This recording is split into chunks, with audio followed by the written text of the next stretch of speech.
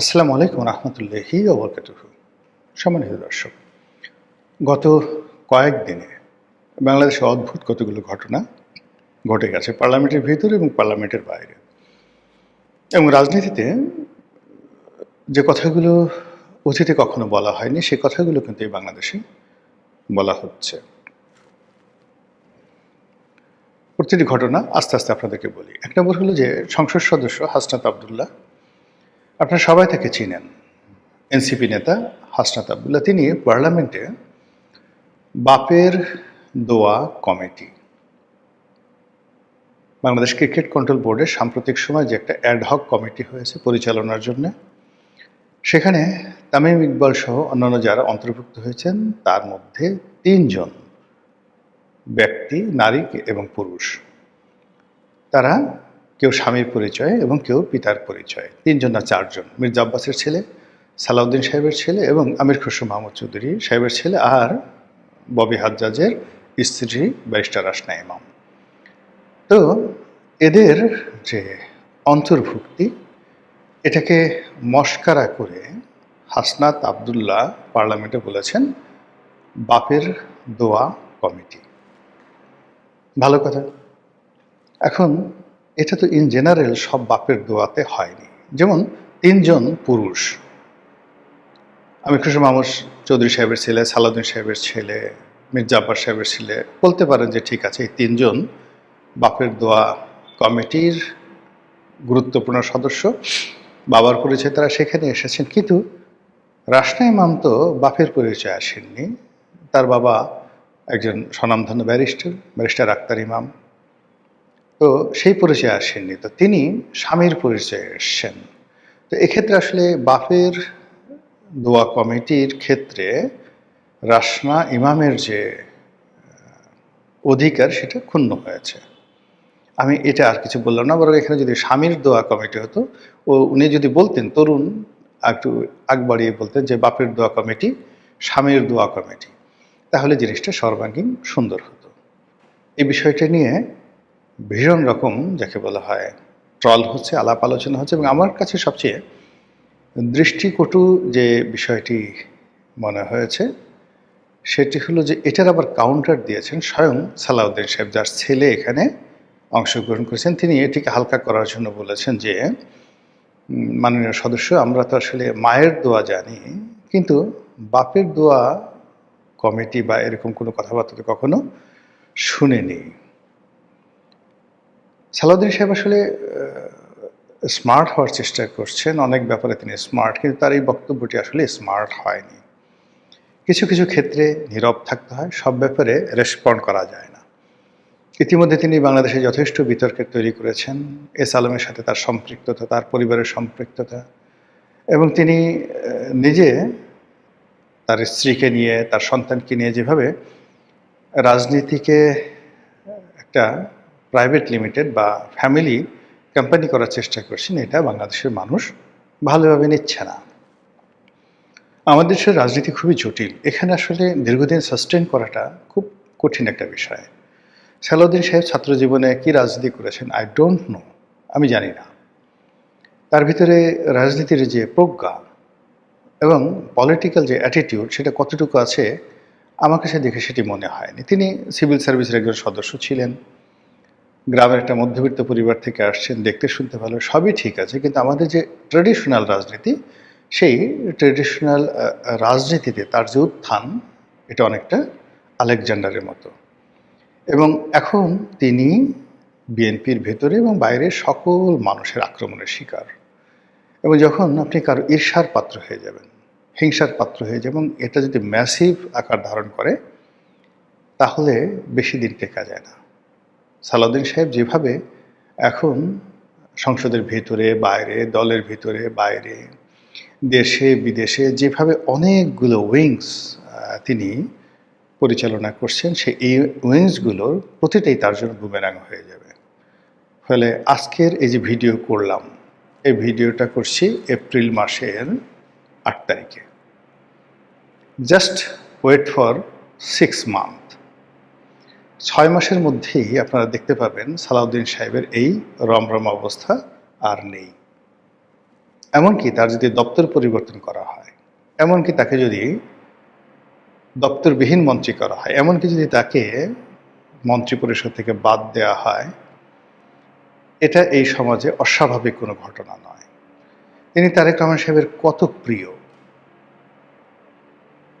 কত আপনজন। তারেক রহমান সাহেবের কি ক্ষমতা, তার কি ক্ষমতা, তাদের চাইতে হাজার হাজার গুণ প্রেম ছিল, মহব্বত ছিল, ভালোবাসা ছিল বাদশাহ হারুন আর রশিদের সঙ্গে এবং তার উজিরে আজম জাফর বার্মেকির সঙ্গে। খুব বিখ্যাত কাহিনী। তো সেই জাফর বার্মেকিকে তিনি ভালোবাসেন এবং তারা বলতে গেলে জাফর বার্মেকির যে বাবা ইয়াহিয়া বার্মেকি খলিফা আল মনসুরের প্রধানমন্ত্রী ছিলেন, মানে বাদশাহ হারুন আর রশিদের দাদা। আর বাদশাহ হারুন আর রশিদের বাবা যে খলিফা হাদি, তারও প্রধানমন্ত্রী ছিলেন। তো হারুন আর রশিদ যখন যাকে বলা হয় জন্মগ্রহণ করলেন, তখন তার তত্ত্বাবধান, তাকে মানুষ করা, তাকে শিক্ষা দেওয়ার দায়িত্ব ইয়াহিয়া বার্মেকির উপর দিয়ে দিলেন হাদি না ঠিক খলিফা আল মনসুর। তখন খলিফা মনসুর ক্ষমতাতে। এবং আজকে যে ইরানের রাজধানী যে তেহরান, তখন আসলে এই তেহরান নাম ছিল রে, প্রাচীন নগরী, এটার নাম ছিল রে, একটা গ্রাম ছিল, ইট ওয়াজ এ গ্রাম। এবং এই জায়গাটাতেই বার্মেকিরা বসবাস করতেন। এবং সেই বার্মেকিরা একসময় মানে তারা শত শত বছর ধরে ভারতের রাজনীতি, মধ্যপ্রাচ্যের রাজনীতি, পারস্যের রাজনীতি, এই রাজনীতির ব্যাপারে পরিবারটা হাজার বছর ধরে তারা মানে রাজনীতির যাকে বলা হয় মাস্টার মাইন্ড। তো সেই পরিবারে জাফর ইয়াহিয়া মানে জাফর বার্মেকি আর বাদশাহ হারুন আর রশিদ তারা একই বয়সী ছিলেন, একই সঙ্গে বেড়ে উঠেছেন এবং একই মায়ের দুধ খেয়েছেন। তো বুঝেন সম্পর্কটা কোন পর্যায়ে। যখন হারুন আর রশিদ খলিফা হলেন, তার প্রধানমন্ত্রী হলো জাফর সাদেক, যাকে সবাই জাফর বার্মেকি বলতেন। তো প্রাণান্ত চেষ্টা করেন সম্রাটকে খুশি করার জন্য, খলিফাকে খুশি করার জন্য। খলিফা তার ব্যাপারে খুব খুশি এবং এই একটা সময় তার মনে হলো যে আমি পরীক্ষা করব আমার আমার প্রতি আসলে কতটা বিশ্বস্ত উজিরে আজম। তখন তিনি করলেন কি, তার আপন বোনকে বিয়ে দিলেন জাফর সাদেকের কাছে। বললেন যে বিয়ে দিলাম, তুমি তার সঙ্গে সেক্স করতে পারবে না, এবং এই কথা আমার বোনকে তুমি বলবে না। তোমাদের মধ্যে ঘর থাকবে, একসাথে ঘুমাবে, সব কিছু করবে, কিন্তু সেক্স করতে পারবে না। এবং এটা তুমি যে আমাকে ভালোবাসো আর আমি যে তোমাকে বিশ্বাস করি, এটা একটা প্রমাণ। তো বোঝার চেষ্টা করেন জাফর বার্মেকির উপর কি পরিমাণ মানসিক টর্চার। এবং একটা সময় তাদের মধ্যে সেক্স হয়ে গেল, বোন প্রেগন্যান্ট হয়ে গেল, বাদশা তাকে ধরে আনলেন, তুমি তো বিশ্বস্ত লোক নও। সঙ্গে সঙ্গে তার শিরচ্ছেদ করা হলো। অর্ধ দুনিয়ার মালিক বাদশা হারুন আর রশিদ, তার প্রধানমন্ত্রী। তো কাজী তারেক রহমান সাহেব এখন সালাউদ্দিন সাহেবকে যত বেশি ভালোবাসছেন, সেটা সেই জাফর সাদেকের চেয়ে বেশি নয়, কিংবা জাফর সাদেকের যে কোয়ালিটি ছিল তার চেয়ে বেশি কোয়ালিটি না। ফলে খুব বেশি দহরম মহরম খাতির করতে গেলেই আমরা গ্রাম অঞ্চলে বলি ঘন পিড়িতে কাঁথা ছিঁড়ে যায়, ঘন পিড়িতে কাঁথা ছিঁড়ে যায়, এরকম একটি অবস্থা। তো সেখানে তার ছেলেকে ওখানে বসাতে হবে ওখানে, এবং তিনি তার ছেলেকে একবার মানে কি বলবো মানে ওই ডক্টর মোহাম্মদ ইউনূসের কাছেও নিয়ে গেছেন। এটা কোনো দরকার ছিল না। সে ধরে নিয়েছে যে ডক্টর মোহাম্মদ ইউনূস আগামী 5 বছর ক্ষমতায় থাকবে বলে ছেলেকে ওখানে, এই যে ব্রিগেডিয়ার সাখাওয়াত যে ভদ্রলোক, তিনি তার ছেলের সময় অনেক বদনাম, সে চট্টগ্রাম বন্দরে অল্প কিছু দিনের জন্য তিনি দায়িত্ব পেয়েছেন, ছেলেকে তার সেখানে দিতে হবে। এরকম কুপিতা কুসন্তান এগুলো বেঁচে থাকার চেয়ে মরে যাওয়া ভালো। এই জিনিসগুলো হচ্ছে সমাজে। ফলে কি হলো, হাসরাত আবদুল্লাহর মতো মানুষ প্রকাশ্যে তাকে যে অপমান করলো পার্লামেন্টের মধ্যে, আর সেই অপমানটা সে আবার বুঝতেই পারল না যে তাকে অপমান করা হয়েছে। এই গেল এক। ২ নম্বর হলো যে এখন সালাউদ্দিন সাহেব থেকে শুরু করে আরও কয়েকজন লোক যারা আছেন, মনে করা হচ্ছে যে এরা হলো ডিফ্যাক্টো প্রধানমন্ত্রী। কেউ হয়তো বগুড়াতে বাড়ি। এই যে এখন একজন লোকের ব্যাপারে অনেকেই তর্ক বিতর্ক করছে যে হু ইজ হি, তার নাম কি? আমিও তার নাম এখন পর্যন্ত জানি না। তো সে একটা মন্ত্রণালয়ের নাকি প্রতিমন্ত্রী। বগুড়া থেকে তাকে এমপি বানিয়ে আনা হয়েছে এবং বলা হচ্ছে যে মাহমুদুর রহমান মান্নার সাথে যে দূরত্বটা মূলত এই ভদ্রলোকের কারণে। তো তার যে ক্ষমতা এই মুহূর্তে পার্লামেন্টের সব মানুষ তাকে কেন্দ্র করে আবর্তিত হচ্ছে এবং তাকে মনে করা হচ্ছে ডিফ্যাক্টো প্রধানমন্ত্রী। এরপরে লন্ডন থেকে তারেক রহমান সাহেবের সঙ্গে যারা আসছে, হুমায়ুন কবির, মাহেদী, সানি, তাদের একটা বিরাট ক্ষমতা, অস্বাভাবিক ক্ষমতা। এবং বিএনপির যারা শীর্ষ নেতৃবৃন্দ রয়েছে, দীর্ঘদিন এই দলের প্রতি যাদের আনুগত্য ছিল, জীবন যৌবন সব কিছু শেষ করে দিয়েছেন। এখন তারেক রহমান সাহেবের সাথে দেখা করার জন্য এই মানুষগুলো সাহায্য সহযোগিতা ছাড়া তারা সেখানে যেতে পারছেন না। ফলে এই যে দহরম মহরম এরকম যে একটা অবস্থা, এটা বেশি দিন থাকবে না। একটা ছোট্ট উদাহরণ দিই। ওয়ান্স আপন এ টাইম যাকে বলা হয় শেখ রেহানা, শেখ হাসিনা ভীষণ রকম স্নেহ করতেন। এত স্নেহ করতেন আপনারা কল্পনাও করতে পারবেন না। কিন্তু অবাক করার ব্যাপার হলো যে আমি জীবনে কোনো দিন শেখ রেহানার সঙ্গে কথা বলিনি। আমাদের সাথে সামনাসামনি কোনোদিন দেখা হয়নি। অথচ মানে তিনি আমাকে এতটা স্নেহ করতেন যে আমি যদি তার কাছে গিয়ে কোনো বিষয় চাইতাম, আবদার করতাম, সঙ্গে সঙ্গে সবাইকে বাদ দিয়ে তিনি সেই জিনিসটি করতেন। কিন্তু আমি কখনো তার সামনে যাইনি। একই অবস্থা শেখ হাসিনা। তিনি আমাকে অস্বাভাবিক স্নেহ করতেন, কিন্তু কখনো কোনো অবস্থাতে তিনি একবার দুইবার আমাকে ডেকেছেন, ডাকার বাইরে কখনো তার সামনে যায় নাই। এমনকি পার্লামেন্টে আপনি দেখেন যে একটা ভালো বক্তব্য দিলেন পার্থ। তো পার্থবাবু বক্তব্য দিয়ে বক্তব্য পর্যন্ত ঠিক ছিল, কিন্তু সে বক্তব্য দেওয়ার পরেই তার পার্সোনালিটি সে হারিয়ে ফেলে সে সঙ্গে সঙ্গে পাগলের মতো সে প্রধানমন্ত্রী তারেক রহমান সাহেবের সামনে গেল এবং সে চাইল যে তারেক রহমান সাহেব তাকে কিছু দেখ, তাকে প্রশংসা করুক।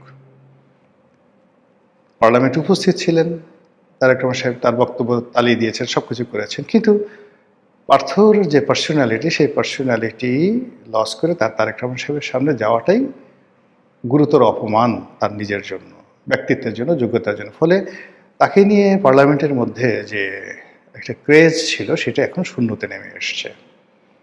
তিনি গিয়ে আবেগের বশবর্তী হয়ে প্রধানমন্ত্রীকে কুলাকুলি করলেন, প্রধানমন্ত্রী বিব্রত হলেন। তারপর সে দ্রুত প্রধানমন্ত্রী তাকে ধাক্কা দিয়ে সরিয়ে দিলেন। সে আবার তার সাথে কিছু একটা কথা বলার চেষ্টা করছিল, সময় কাটার চেষ্টা করছিল। প্রধানমন্ত্রী তার পিঠে মৃদু থাপ্পড় দিয়ে বোঝার চেষ্টা করলেন যে ডোন্ট ক্রস ইউর লিমিট। এই দৃশ্য আমরা দেখেছি, এর মধ্যে অনেক সাইকোলজিক্যাল ব্যাপার আছে। এখন ধরুন আমিও 5টা বছর পার্লামেন্টে ছিলাম।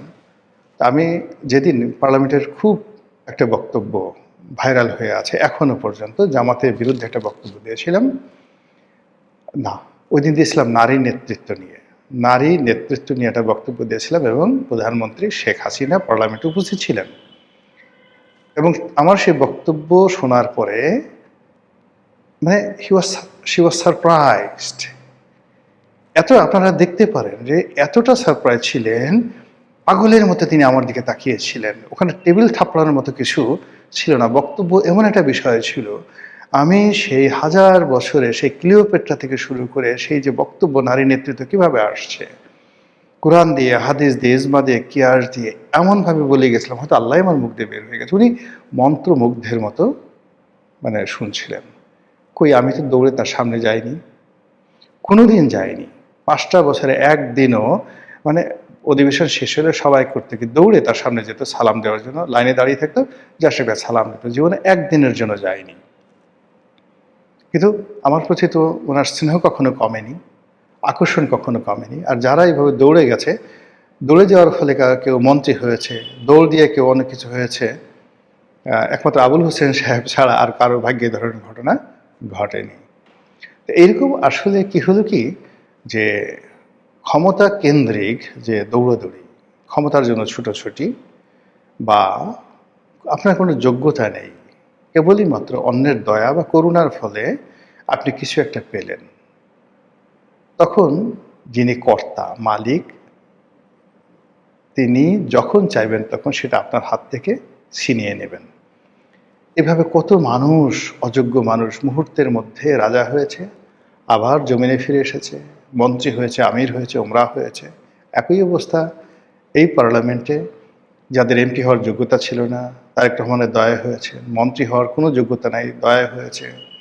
এখন সেই দয়া হওয়ার কারণে তারা পাগলের মতো আচরণ করছেন প্রধানমন্ত্রীকে খুশি করার জন্য, কিংবা প্রধানমন্ত্রী তাকে দয়া করেছে, না জানি কি হয়ে গেছি সে দাপট দেখানোর জন্য অসংখ্য শত্রু তৈরি করে ফেলেছেন। আর এই যে শত্রুতার ফলে কি হলো, তাদের এই পদ পদবি থাকবে না। আর আমার যে ব্যক্তিগত অভিজ্ঞতা, দেখুন, আমরা অনেক অনেক ভালো কথা জানি, অনেক ভালো কথা শুনি, কিন্তু এগুলো আসলে মান্য করাটা সবচেয়ে বড় ব্যাপার। একটা বিখ্যাত কথা আছে, জ্ঞানের সবচেয়ে বিপজ্জনক দিক হলো প্রয়োজনের সময় জ্ঞান মনে না আসা। আর তার চেয়ে বড় বিপদ হলো আপনি জানেন কিন্তু আপনি মান্য করেন না। ভীষণ রকম। তো শেখ হাসিনার সঙ্গে আমার যে সম্পর্ক, সেই সম্পর্ক নিয়ে একদিন ওবায়দুল কাদের সাহেব আমাকে একদিন বললেন যে, রনি, তোমাকে একটা কথা বলি, তুমি শেখ হাসিনার সামনে আসলে বেশি যেও না। তেমন কেন কেন কেন, উনি আমাকে খুব স্নেহ করতেন। বলে কেন কেন কেন, বলে যে আসলে মূল ব্যাপার হলো যে ওনার আসলে সব কথা মনে থাকে না। ধরো তোমার সঙ্গে একটা কথা বললো, লিখে রাখলো, সব কিছু করলো, তো সেই কথাগুলো পরবর্তীতে আসলে মনে থাকে না। উনি আমাকে এই কথাগুলো বলেছিলেন 2004-5 সনে। কিন্তু যেই মুহূর্তে তুমি তার কাছে যাবে এবং সে তোমাকে পিক আপ করবে, পুরো হাউস তোমার বিরুদ্ধে চলে যাবে, তোমাকে হিংসা করবে, এবং সবাই তোমার কাছে টাকা চাইতে আসবে, স্বার্থ চাইতে আসবে, পদ পদবি চাইতে আসবে, আর তুমি আর কিছুই দিতে পারবে না। তখন গিয়ে তারা উল্টো শেখ হাসিনার কাছে তোমার বিরুদ্ধে কান ভারী করবে, তোমার চাকরি থাকবে না। ওবায়দুল কাদের এই কথাটা আমি একেবারে এখন পর্যন্ত অক্ষরে অক্ষরে মান্য করি। ফলে কি হলো, কোনো ক্ষমতাধর লোক, মানে একজন লোকের সাথে আমার খুব ভালো বন্ধুত্ব, এই যে এখন যারা মন্ত্রী হয়েছেন বা আওয়ামী লীগের আমলে যারা মন্ত্রী ছিলেন, প্রায় সব মন্ত্রীর সঙ্গে আমার ব্যক্তিগত সম্পর্ক, তাদের দুঃসময় তারা সবাই আমার কাছে এসছে। আমার একটা ক্যারেক্টার হলো আমি সবসময় মজলুমের পক্ষে থাকি, ছোটোকাল থেকেই। কোনো মানুষ বিপদে পড়ছে আমি এগিয়ে যাই, না ডাকলেও এগিয়ে যাই। ফলে অনেকের সাথে বিপদের দিন আমার খুব বন্ধুত্ব হয়। আর এই মানুষগুলো যখন সুসময়ে আসে, আমি সবার আগে, আমি দ্য ফার্স্ট ম্যান, তাদের টেলিফোনে অ্যাটেন্ড করি না, তাদের কাছে যাওয়া তো দূরের কথা।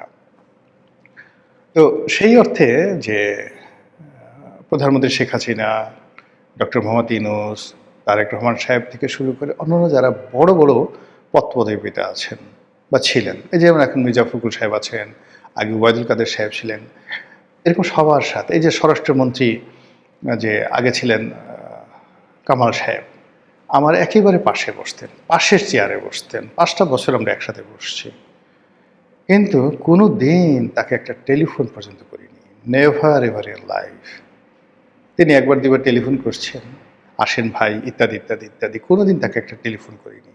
তো এইরকম আমি আমার মতো করে আছি। কিন্তু এই যে এখন যারা আছে, তারা এই যে ক্ষমতা কেন্দ্রিক যে রিলেশনটা করতে চাচ্ছে, এই রিলেশন থাকে না। ফলে কি হলো, আজকে যে শিরোনামটা ব্যবহার করছি, যে ক্ষমতা, এই যে ফ্যাক্টো মন্ত্রী, ডিফ্যাক্টো প্রধানমন্ত্রী, ডিফ্যাক্টো এমপি, মানে যারা হঠাৎ করে হতে চাচ্ছেন, আলটিমেটলি এটা বেশি দূর এগোনো যাবে না। মহান আল্লাহ আমাদের সবাইকে হেদায়েত দান করুন, হেফাজত করুন। আসসালামু আলাইকুম ওয়া রাহমাতুল্লাহি ওয়া বারাকাতুহু।